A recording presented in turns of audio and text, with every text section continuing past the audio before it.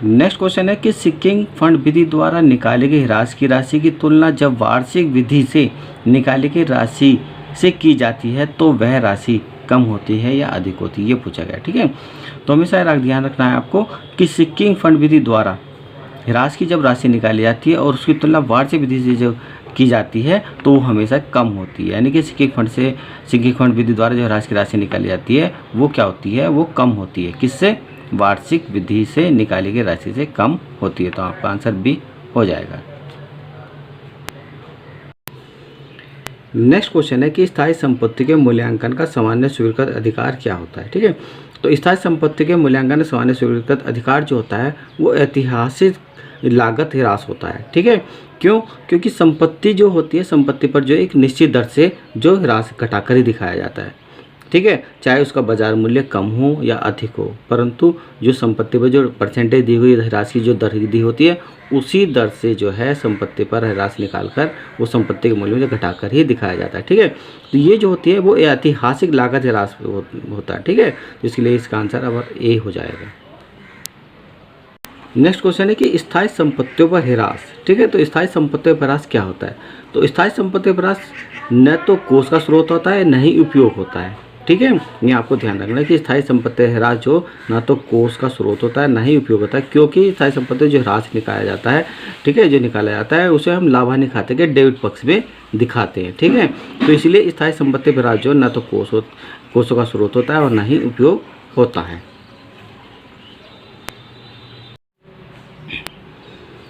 Next question है कि ह्रास गणना की किस विधि के अंतर्गत संपत्ति की लागत पर और ब्याज पर यानी कि लागत पर और ब्याज पर दोनों पर ध्यान रखा जाता है। ठीक है, तो ह्रास की ऐसी कौन सी विधि है? तो ह्रास की वो आपकी वार्षिक विधि भी है। ठीक है, वार्षिक विधि में जो है संपत्ति की लागत पर भी और ब्याज पर दोनों को ही ध्यान में रखा जाता है। ठीक है, तो आपका आंसर ए हो जाएगा कि वार्षिक विधि में। नेक्स्ट क्वेश्चन है कि अमूर्त संपत्तियों में दीर्घकालिक विनियोगों को हिरासत करने की प्रक्रिया को व्यक्त करने के लिए निम्नलिखित शब्दों में से किसका प्रयोग किया जाता है? ठीक है, तो अमूर्त संपत्तियों में दीर्घकालिक विनियोग को हिरासत करने की प्रक्रिया में जो शब्द का प्रयोग किया जाता है वो आपका परिशोधन शब्द का प्रयोग किया जाता है। ठीक है, आपका परिशोधन शब्द आंसर हो जाएगा। नेक्स्ट क्वेश्चन है कि लीज पर ली गई संपत्ति पर सामान्यतः ह्रास लगाया जाता है। ठीक है, तो लीज पर ली गई संपत्तियाँ कौन कौन सी थी? लीज पर जैसे आप खेती के लिए कोई ज़मीन लीज पर यानी पट्टे पर ले लेते हैं। ठीक है, या कोयले खान पट्टे पर ले लेते हैं, या आप जो तेल के कोए पट्टे पर ले लेते हैं, या भट्टा जो आपके ईंट पाथने का जो भट्टा होता है, ठीक है, उसकी मिट्टी उठाने के लीज पर ले लेते हैं। ठीक है, तो ये लीज पर ली गई संपत्ति है। तो लीज पर ली गई संपत्ति पर सामान्यतः ह्रास लगाया जाता है। तो लीज पर ली गई सामान्य संपत्ति ह्रास जो लगाया जाता है वो वार्षिक विधि से लगाया जाता है आपका। ठीक है, तो आपका आंसर ए हो जाएगा। नेक्स्ट क्वेश्चन है कि निम्नलिखित में से कौन सा कोष का स्रोत नहीं है? ठीक है, यानी कि इतनी साधनों से हमें कोष प्राप्त नहीं हो सकते हैं। ठीक है, देखिएगा, मशीन क्रय करेंगे तो आपका कोष यानी कि आप जो कैश नहीं आ पाएगा, यानी कोष नहीं आ पाएगा क्योंकि खर्चा है, तो यही आपका आंसर है। ठीक है, जबकि वर्ष के दौरान अर्जित लाभ करेंगे तो आपका कोषों की प्राप्ति होगी, अंशों का निर्वहन करेंगे तब कोषों की प्राप्ति होगी, और लिया गया दीर्घकालीन ऋण लेंगे, ठीक है, तो भी आपकी कोषों की प्राप्ति होगी। केवल मशीन को क्रय करने से आपको कोषों की प्राप्ति नहीं होगी। ठीक है, तो इसलिए कोषों का स्रोत नहीं है, मशीन का क्रय कोषों का स्रोत नहीं है। ठीक है, आपका आंसर ए हो जाएगा। नेक्स्ट क्वेश्चन है कि निम्न विधि में से किस विधि में संपत्ति को पूरे जीवन काल में अपनी मूल लागत पर ही दिखाया जाता है? ठीक है, तो ऐसी कौन सी विधि है? तो आपकी विधि होगी ह्रास कोष विधि। तो ह्रास कोष विधि में जो है संपत्ति को पूरे जीवन काल में मूल लागत पर ही दिखाया जाता है। ठीक है, कौन सी विधि में? ह्रास कोष विधि में। नेक्स्ट क्वेश्चन है कि अप्रचलन का आशय निम्न कारणों से मूल्य में गिरावट आती है। ठीक है, तो अप्रचलन क्या होता है कि जो नई नई खोजें होती है और नए नए अन्वेषण होते हैं जिन कारण से कुछ वस्तु जो है चलन से बाहर हो जाती है। ठीक है, तो जो वस्तु चलन से बाहर हो जाती है उन्हीं अप्रचलन कहा जाता है, और इसी अप्रचलन के कारण जो होती है उनके वस्तु के मूल्य में क्या आ जाती है? गिरावट आ जाती है। तो ये अप्रचलन क्यों होता है? कि वो नई नई खोजों के कारण और अन्वेषण के द्वारा। ठीक है, तो इसलिए इसका आंसर क्या हो जाएगा? सी, अन्वेषण हो जाएगा। नेक्स्ट क्वेश्चन है कि संपत्ति की मूल लागत 57,000 रुपये और अवशिष्ट मूल्य 2,000 रुपये तथा अनुमानित जीवन काल 10 वर्ष है। तो वार्षिक अंकयोग पद्धति के द्वारा प्रथम वर्ष की में ह्रास की रकम क्या होगी। ठीक है, तो आपकी संपत्ति की लागत 57,000 है और अवशिष्ट मूल्य यानी स्क्रैप वैल्यू जो है आपकी 2,000 है। तो 57,000 में से आप 2,000 माइनस कर देंगे तो 55,000 बच जाएगा। ठीक है, देखिएगा कि संपत्ति की मूल्य लागत 57,000 है और अवशिष्ट मूल्य 2,000 है। ठीक है, 57,000 में से आप 2,000 माइनस कर देंगे 55 हो जाएगा। इसकी संपत्ति मशीन का जो अनुमानित जीवन काल है वो आपका 10 वर्ष है। जब भी आप वार्षिक अंकयोग विधि द्वारा, ठीक है, ह्रास निकालें तो आप कितने वर्षों का निकालना है, 10 वर्षों का निकालना है। ठीक है, क्योंकि एक वर्ष का निकालना है तो जीवन काल जो उसका 10 वर्ष का है। तो ठीक, हम क्या करते हैं देखिएगा, तो इस तरह से हम 10 वर्ष के वर्ष लिख लेते हैं। ठीक है, यहाँ का 10, 9, 8, 7, 6, 5, 4, 3, 2, 1 और इन्हें आप प्लस कर लेंगे। अगर इन्हें प्लस करते हैं आपका कितना आ जाता है, 55 आ जाता है। ठीक है, और हमारा 57,000 में 2,000 हमने माइनस कर दिया, 55,000 में लागत आ गई थी। तो 55,000 गुणे 10, ठीक है, क्योंकि 10 वर्ष इसका जीवन काल है। ठीक है, और हमारे जो इन वर्षों का योग जो आता है 55 आया, तो इस 55 को हम बटे में रख देंगे यानी अपॉन में रख देंगे। ठीक है, 55 से जब हम इसे 55 को काटेंगे तो हमारा 1,000 आ जाएगा और 1,000 की हम 10 से जब मल्टीप्लाई करेंगे तो 10,000 आ जाएगा। ठीक है, तो वार्षिक अंकयोग विधि द्वारा जो राशि निकाला जाता है उसमें जो वर्षों का योग निकाल दिया जाता है। ठीक है, और उस वर्षों के योग से ही जो इसे डिवाइड कर दी जाती है। ठीक है, तो हमारा आंसर क्या आ गया, 10,000। तो इसलिए हमारा इसका आंसर क्या हो जाएगा, 10,000 हो जाएगा।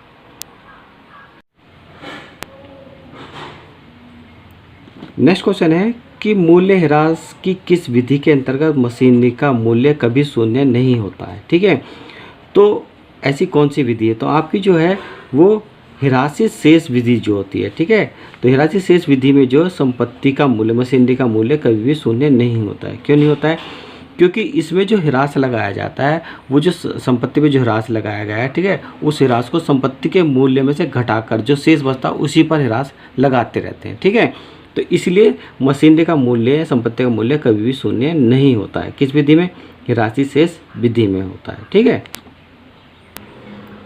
नेक्स्ट क्वेश्चन है कि ह्रास का संबंध होता है। ठीक है, तो ह्रास का संबंध जो होता है वो आपकी अचल संपत्ति से होता है, यानी कि फिक्स असेट से होता है। ठीक है, क्योंकि ह्रास जो लगाया जाता है वो आपकी स्थायी संपत्तियां यानी कि अचल संपत्ति पर ही लगाया जाता है। ठीक है, तो इसका ह्रास का संबंध होगा आपका अचल संपत्तियों से। ठीक है, आंसर ए हो जाएगा आपका। नेक्स्ट क्वेश्चन है, ह्रास लगाने की मशीन घंटा दर विधि उपयोग होती है जब। ठीक है, तो मशीन घंटा दर विधि के बारे में बता दूं कि अगर मशीन घंटा दर विधि ह्रास लगाने की जो विधि होगी, ठीक है, तो मशीन घंटा दर विधि में ह्रास जो लगाया जाता है वो संपत्ति या मशीन जितने घंटे चलती है, संपत्ति या मशीन जितने घंटे चलती है उतने पर ही ह्रास लगाया जाता है। ठीक है, यानी कि समय को विशेष ध्यान दिया जाता है। ठीक है, तो इसका आंसर हो जाएगा संपत्ति के प्रयोग को समय के संदर्भ में मापा जा सकता है, यानी कि जो संपत्ति है हमारी कितने घंटे या कितने समय के लिए प्रयोग की गई है उसी समय के अनुसार जो उस पर ह्रास लगाया जाता है। ठीक है, तो इसलिए इसका आंसर क्या होगा कि ह्रास लगाने की मशीन घंटा दर विधि उपयोगी होती है जब संपत्ति के प्रयोग को समय के संदर्भ में मापा जा सकता है। नेक्स्ट क्वेश्चन है कि संपत्ति के पुनर्स्थापन के लिए धन उपलब्ध कराने के उद्देश्य से विशेष रूप से किस विधि को अपनाया जाता है। ठीक है, तो संपत्ति के पुनर्स्थापन करने के लिए, धन उपलब्ध कराने के लिए जो है वो आपकी ह्रास कोष विधि को अपनाया जाता है। ठीक है, क्योंकि ह्रास कोष विधि में क्या होता है कि इस विधि के अंतर्गत संपत्ति के जो प्रतिस्थापन की व्यवस्था होती है, प्रतिस्थापन की व्यवस्था भी की जाती है, जिससे क्या होता है कि जो हमारी पुरानी संपत्ति अगर ख़राब हो रही है, ठीक है, या समाप्त होने वाली है, इनका जीवन काल समाप्त होने वाला है, तो हमें क्या करता है कि नई संपत्ति क्रय करने में कोई कठिनाइयाँ या परेशानी का सामना ना करना पड़े। ठीक है, तो इसलिए संपत्ति के पुनर्स्थापन के लिए धन उपलब्ध कराने के उद्देश्य से विशेष रूप से जो है वो ह्रास कोष विधि को अपनाया जाता है। ठीक है,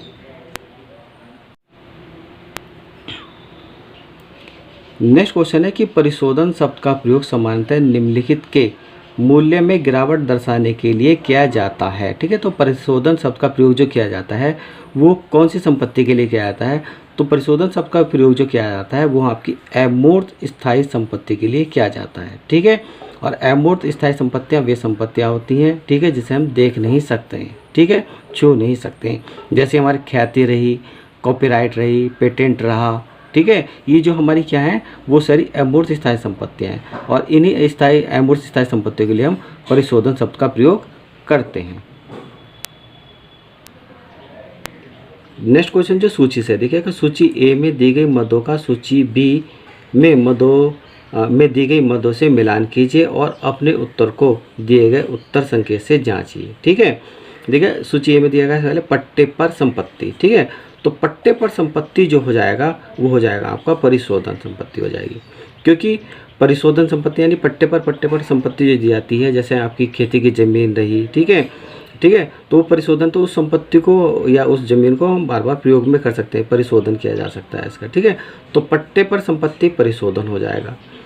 तेल को कोय जो हो जाएगा उसका हो जाएगा आपका रिक्तीकरण। ठीक है, क्योंकि जितनी भी प्राकृतिक संपदा है उससे संबंधित जो आप प्रयोग करते हैं वो रिक्तीकरण के लिए प्रयोग करते हैं। ठीक है, यानी रिक्तीकरण विधि प्रयोग करते हैं इसमें। क्यों? क्योंकि ये जो कुछ प्राकृतिक संपदा या खनिज पदार्थ जो ऐसे होते हैं वो समाप्त हो जाते हैं। ठीक है, कुछ समय बाद समाप्त हो जाते हैं, तो इसलिए तेल कुएं में आपका रिक्तीकरण आ जाएगा। खुले औजार, ठीक है, खुले उपकरण, तो खुले उपकरण का क्या पुनः मूल्यांकन किया जा सकता है, तो इसका खुले उपकरण का जो हो जाएगा पुनः मूल्यांकन हो जाएगा। स्टॉक का आपका उच्चावचन हो जाएगा। ठीक है, क्योंकि स्टॉक के मूल्य में जो आपके गिरावट या उछाल आती रहती है, ठीक है, तो इसके लिए स्टॉक का उच्चावचन हो जाएगा। ठीक है, तो इसलिए आप सूची ए को सूची बी से आप इस तरह से मिला सकते हैं। ठीक है, और ये जो सूची बैठ रही है आपकी ए बैठ रही है। ठीक है, तो इसका आंसर आपका ए हो जाएगा।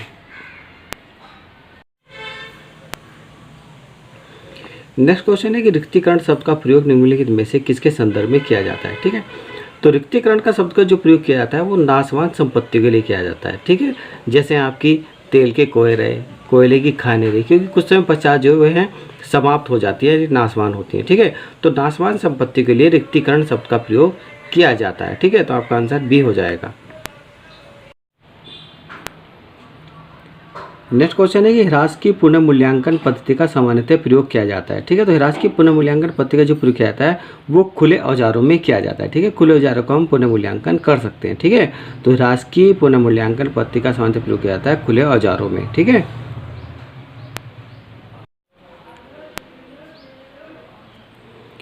नेक्स्ट क्वेश्चन है कि कोयला खदानों के लिए ह्रास की किस पद्धति को सुझाया जाता है। ठीक है, कोयला खदान, ठीक है, ये क्वेश्चन कई बार आ रहा है। ठीक है, इसलिए आपका रिवीजन भी हो रहा है कि कोयला खदान के लिए ह्रास की किस पद्धति को सुझाया जाता है, रिक्तीकरण पद्धति को सुझाया जाता है। क्यों? क्योंकि रिक्तीकरण पद्धति क्या होती है, वह पद्धति होती है कि जिसमें क्या होता है कि वो संपत्तियाँ यानी प्राकृतिक संपत्तियाँ, कुछ प्राकृतिक संपत्तियाँ ऐसी संपत्तियाँ होती है जो कि नाशवान हो जाती हैं, यानी कि नष्ट हो जाती हैं, यानी कि समाप्त हो जाती हैं। तो कोयले खदान में से अगर हम कोयला निकालते चले जाएंगे वो तो एक समय पर बाद जो समाप्त हो जाएगा। ठीक है, तो इसलिए कोयला खदानों के लिए ह्रास की किस विधि को या पद्धति को सुझाया जाता है, वो रिक्तीकरण पद्धति को सुझाया जाता है आपका।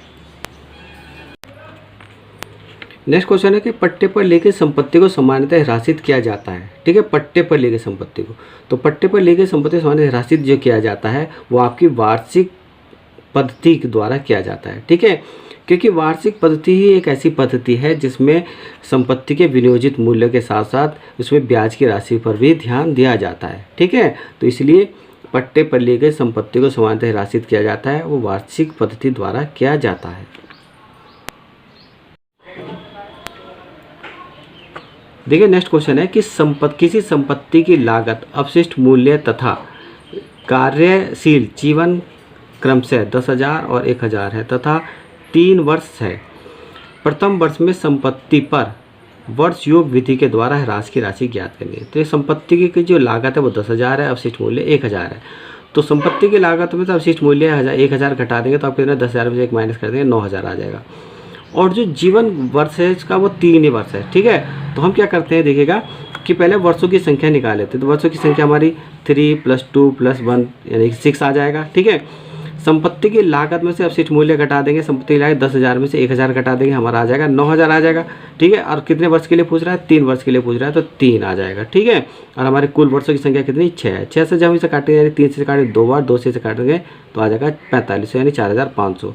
ठीक है, तो हमारा आंसर जो है राशि कितनी आ जाएगी, वो आ जाएगी हमारी 4,500 हमारी निकल कर आ जाएगी।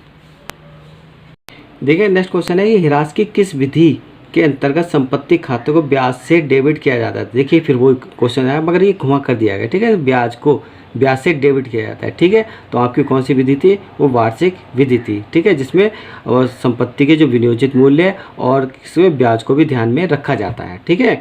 तो आपकी कौन सी विधि हो जाएगी, वार्षिक विधि हो जाएगी। ठीक है, नेक्स्ट क्वेश्चन है कि पेटेंट कॉपीराइट ख्याति के मूल्य में आने वाली कमी का लेखा करने को कहते हैं। पेटेंट कॉपीराइट ख्याति ये जो है आपकी कौन सी अमूर्त संपत्ति है, और अमूर्त संपत्तियाँ वे संपत्ति है जिसे हम देख नहीं सकते, छू नहीं सकते, परंतु ये उनका एक मूल्य होता है, ठीक है। तो जो पेटेंट कॉपीराइट या ख्याति के मूल्य में जो कमी आने पर, ठीक है, देखिए मूल्य में कमी आने वाली, ठीक है, का लेखा जो किया जाता है, वो लेखा जो क्या जाता है, परिशोधन के अंतर्गत किया जाता है, ठीक है, क्योंकि ये जो है आपकी कौन सी है, अमूर्त संपत्तियाँ हैं, ठीक है। तो इसलिए इसका पेटेंट कॉपीराइट ख्याति के मूल्य में आने वाली कमी का जो लेखा किया जाता है वो परिशोधन के अंतर्गत किया जाता है, ठीक है। तो देखिएगा ये मैंने कुछ क्वेश्चन आपको जो कराए हैं, ठीक है, ह्रास से संबंधित क्वेश्चन कराए हैं, ठीक है। ह्रास से संबंधित ह्रास का क्या होता है, किस प्रकार निकाला जाता है, ठीक है, और किन किन चीज़ों पर निकाला है, किन किन वस्तुओं पर निकाला जाता है, ठीक है। तो ये मैंने ह्रास के कुछ क्वेश्चन कराए हैं, ठीक है। और अगर मेरे चैनल पर न्यू हैं तो मेरे चैनल को सब्सक्राइब कीजिएगा, मेरी वीडियो को लाइक कीजिएगा और शेयर कीजिएगा, ठीक है। और इन क्वेश्चन का जो आप रिवीजन भी कीजिएगा, ताकि आपके लिए ये क्वेश्चन जो है एग्ज़ाम में हेल्पफुल हो सकते हैं, ठीक है।